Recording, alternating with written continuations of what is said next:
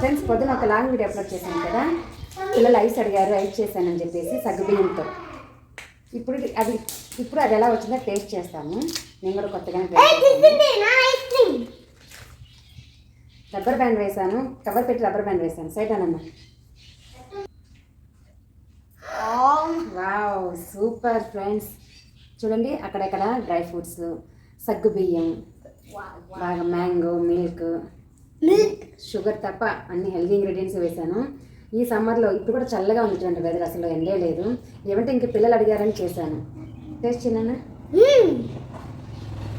బాగా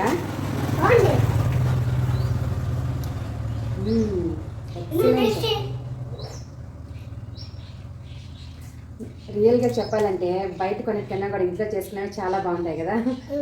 చూడండి అక్కడక్కడ సగ్గుబియ్యం కనిపిస్తూ ఎక్సలెంట్గా ఉన్నాయి ఫ్రెండ్స్.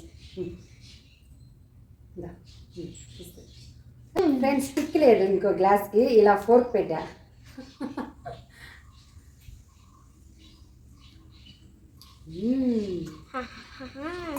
నీకు ఇదా వచ్చుంటుంది కదా.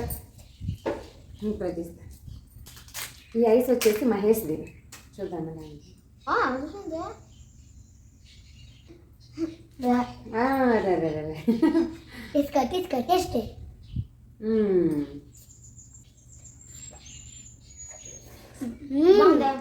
బాగుంది.